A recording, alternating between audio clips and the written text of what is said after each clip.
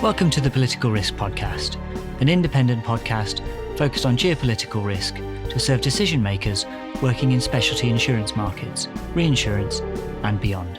I'm your host, David Benyon.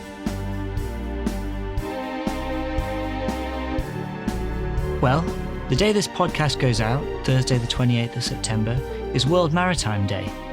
So what better way to mark the day than for a marine war-focused special episode? I'm recently returned from the IUMI 2023 conference held in Edinburgh just a week ago. IUMI stands for the International Union of Marine Insurance. This is the global event for the marine insurance sector, with hundreds of marine and cargo brokers and underwriters in attendance.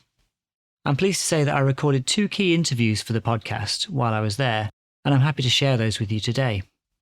You're going to hear from IUMI's president, Frédéric Denèfle. Frédéric is also managing director of the French marine war risk specialist insurer Garex. You'll also hear from Neil Roberts, head of marine and aviation for the Lloyd's Market Association. Neil is also secretary of the Joint War Committee, representing the interests of marine war underwriting in the London market. I asked Neil how the marine war market responded to Russia's invasion of Ukraine. The market is there to support the clients, and it was able to do that very effectively. We were well advised by our Joint War Committee advisors, Herminius, and gave notice in good time before the conflict started. So underwriters were well positioned when hostilities began. Later on, certain reinsurance carriers took self-sanctioning measures and effectively withdrew from giving coverage. And that was manifested later on at the renewal 1/1, and there is basically no reinsurance for the area. So that leaves the direct market to write net lines, which it's very happy to do in the cases where people wish to give that cover. Since the collapse of the Black Sea Grain Initiative, are London market insurers still able to provide marine war coverage for ships transiting to the Black Sea?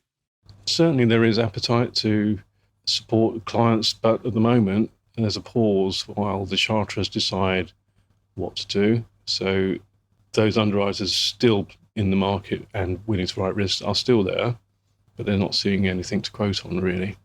Recent Russian attacks have targeted grain infrastructure onshore, hitting ports in the Black Sea coast, as well as riverine ports next to Romania on the Danube. Frédéric explained the situation. I think that on the Black Sea, what we altogether should really consider is how the Russian has focused on Ukraine in order to stop them to export their grain product, their agricultural product.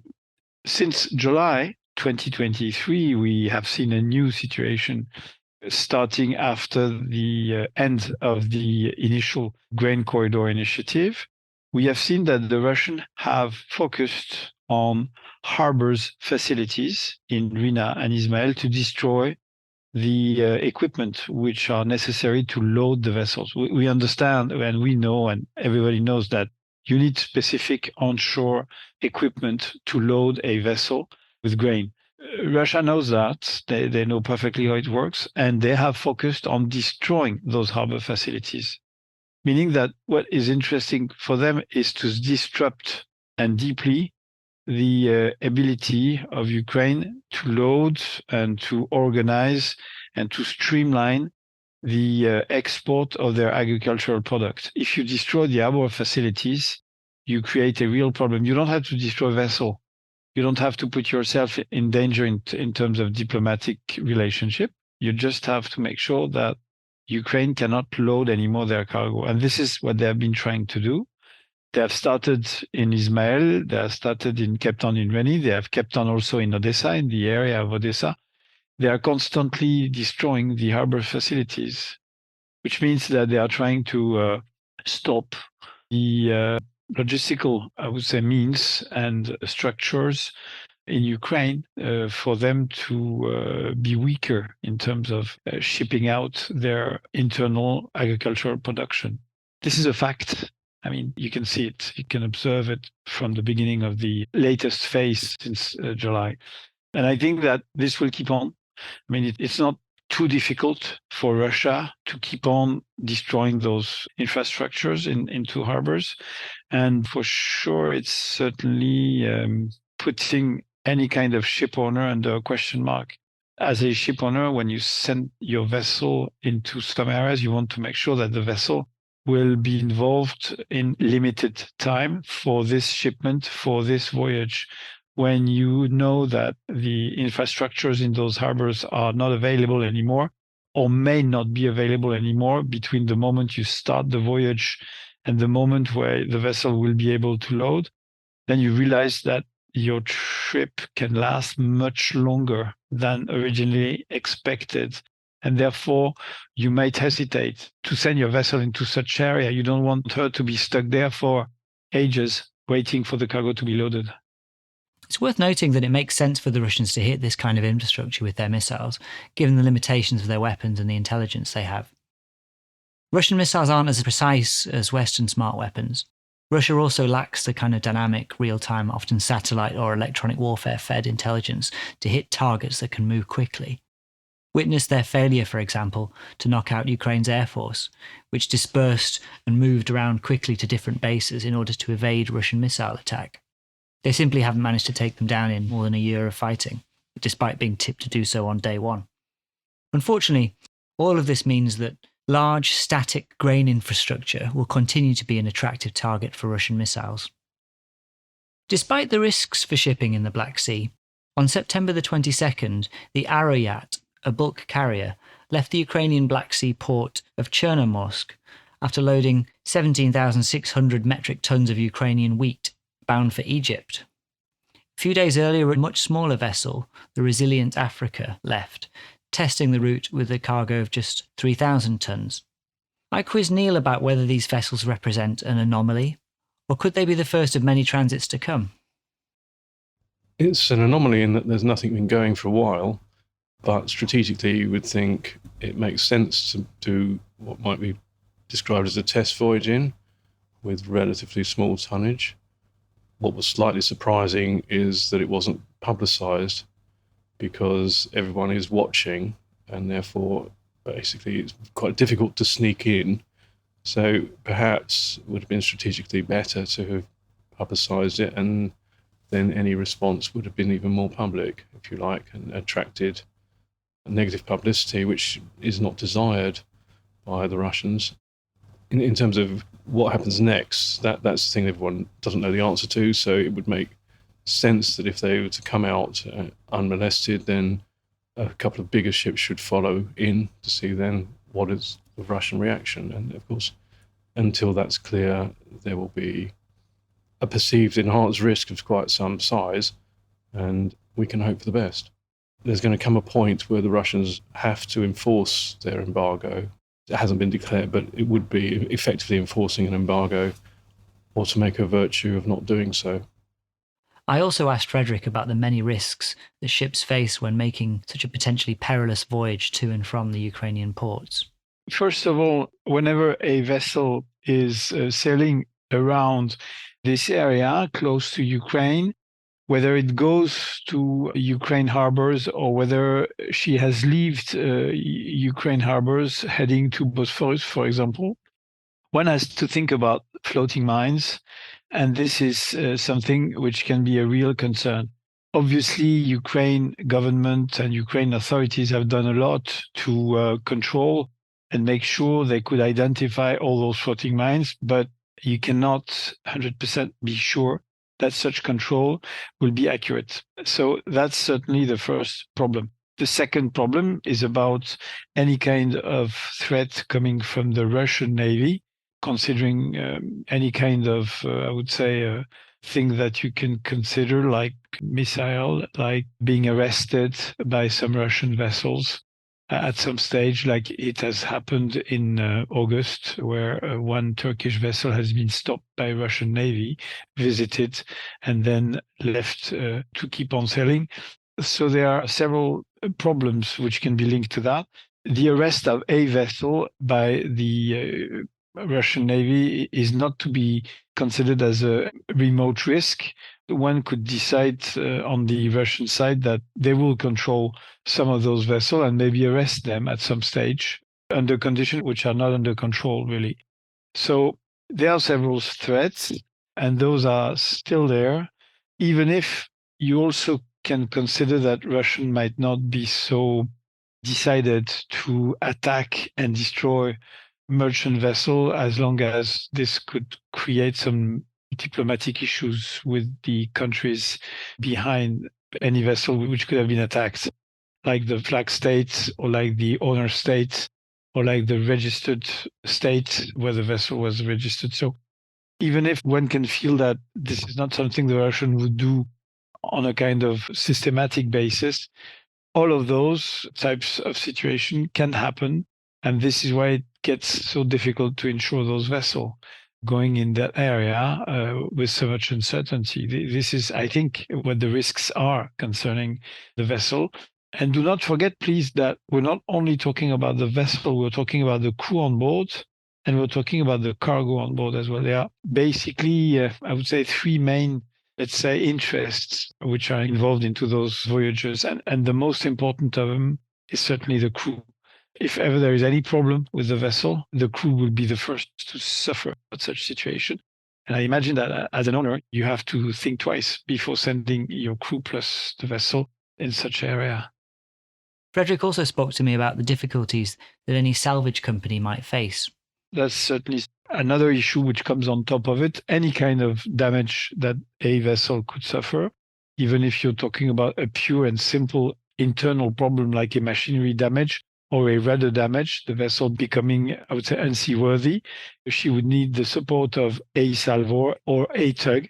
And in such circumstance, you will have some problems to find any tug owner prepared to send his ship or his tug plus his crew on board in such a situation, just because of the military threats. That's for sure, as well, one of the problems you can have. And if you keep on measuring the specific situation that anyone can meet trying to sort out a vessel which is in distress, you also have to think about where to repair the vessel. With the war risk reinsurance exclusion in place, I asked Neil whether the insurance market expects the Ukrainian government to come up with guarantees that effectively play the role of reinsurer. Definitely not. The market is there, it's ready to write.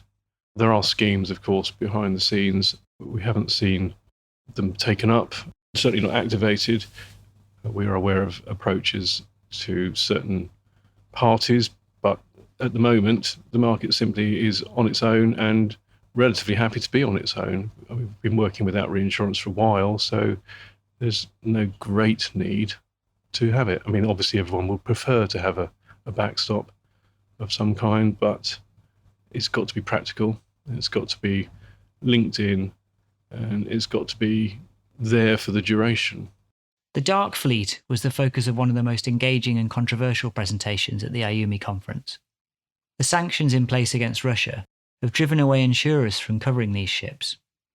There is little to nothing in terms of oversight for the ships, their cargoes, or the entities involved with them.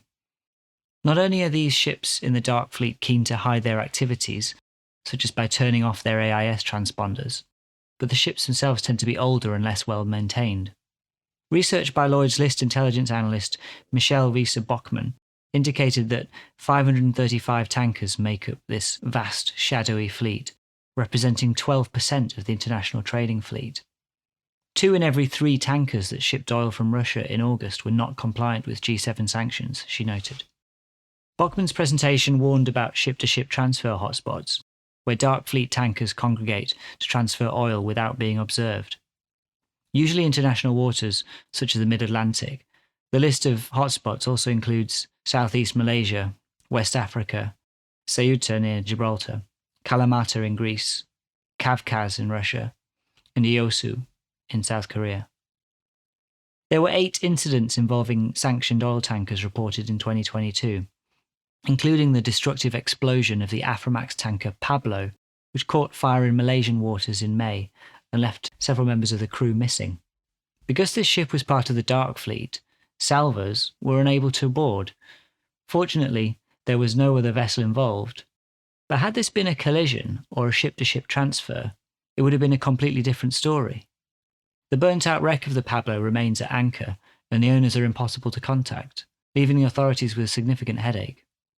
One speaker at the event likened the risk for these ships of the Dark Fleet, in the event of a collision for instance, to being hit by an uninsured driver. I asked Frédéric where this was an apt comparison to draw.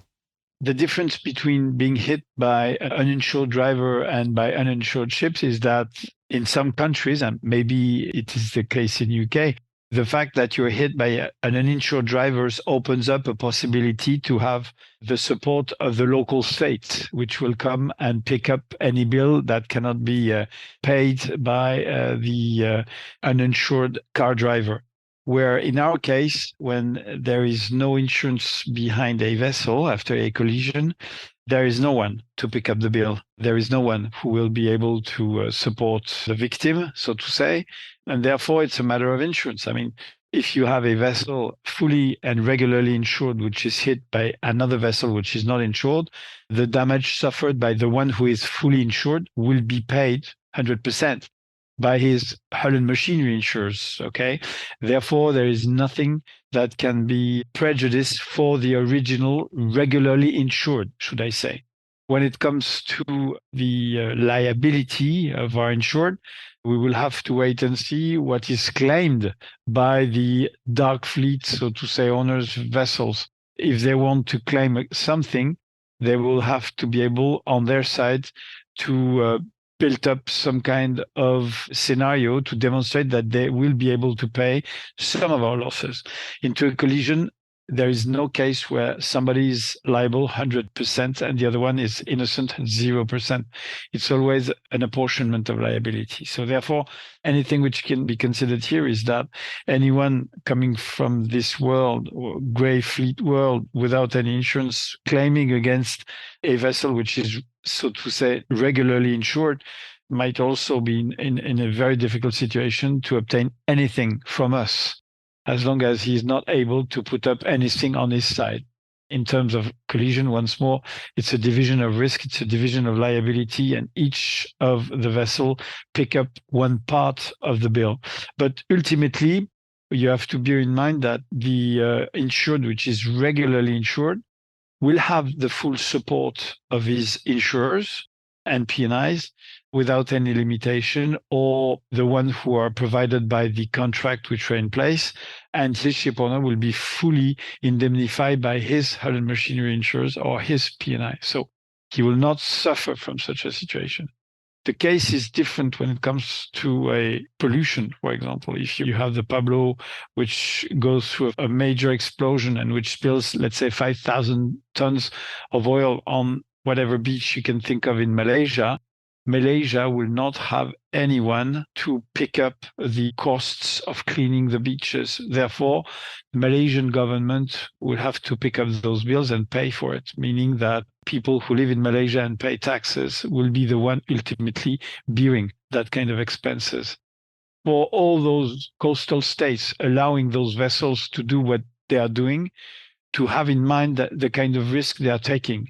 If they allow such a vessel to moor into their territorial waters, knowing that it's certainly a tanker or a vessel being part of the dark fleet, meaning that he will certainly have some problems to put up any P&I or to put up any hull and machinery insurance, they have to consider the consequences of such a decision. I mean, any tanker, any vessel mooring into territorial waters has to declare itself to the local authorities, has to appoint an agent, and has to provide some kind of information about his insurance status, notably when it comes to P&I, notably when it's a tanker. Therefore, if those vessels are able to go in some areas more without having those previous control from the local states or coastal states, if any problem occurs, I mean, the coastal states, which will not have properly done his homework, should I say, might have to face all the consequences of having such a poor insured vessel into his area, causing some prejudice, meaning that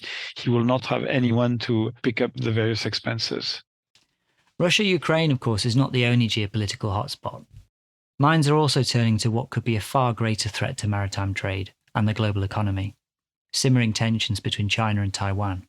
Any potential problem between Taiwan and China will have a very strong effect on shipping. Very strong. There's a lot of speculation around future scenarios, and Taiwan has come up, of course. Lloyd has been very prescient and run an RDS for Taiwan, although we haven't seen the outcome. We are aware that there was a report to our Foreign Affairs Select Committee that was cautious on the prospects and essentially argued that it's not in China's interest to act precipitately, either in a military sense or in economic terms. And because the Chinese position is dependent on economic stability and they have a long-term political aim, which in their thinking they are on track for, there's no real reason why they would change that. So although obviously people need to be prepared, it's more a case of caution rather than crisis. The event theme at IUMI was strength and stability in turbulent seas. Of course, most of that turbulence, the whitecaps in that seascape, have been caused by geopolitical threats. To close, I asked Frédéric whether he thought all this focus on geopolitics is particularly remarkable for marine insurers and the sector they underwrite, which is so vital to the global economy. Absolutely. One has to remember that we did not experience such a situation for a long period. I mean, we didn't suffer any major conflict in Europe having such an impact on international maritime trade for more than 50 years, really. You have to go back to some specific wars in not so close to Europe, for example, in Canal de Suez, Suez Canal, or in Chat el Arab in 1982. Chat el Arab, the war between Iran and Iraq, where for, I would say, a period of time, 75 vessels were stuck in Chat el Arab following the orders pronounced by the Iraqi authorities against any vessel being there.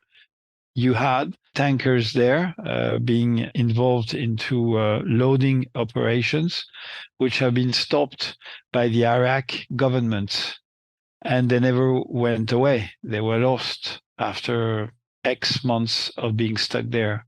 And then you had the tanker war starting just after that, and which lasted for about 4 to 5 years. But altogether, a lot of tankers were hit during that time and damaged, some up to being total losses. And this has caused billions of US dollars of losses altogether.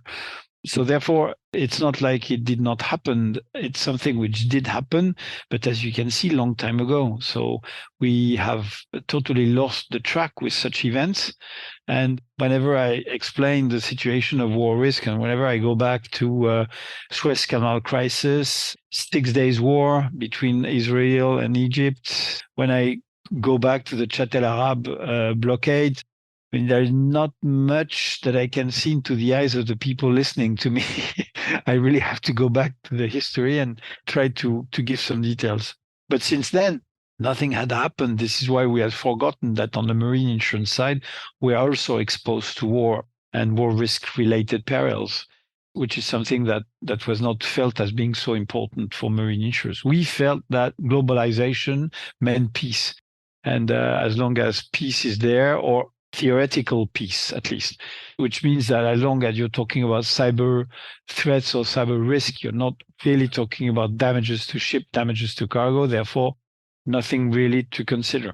But when it comes to shipping, I mean, we as an industry or as a group of professionals can now understand that shipping is very much under the threat of political disturbance. In case something goes wrong between two states, it can be very quickly that the shipping activity will be hurt by that.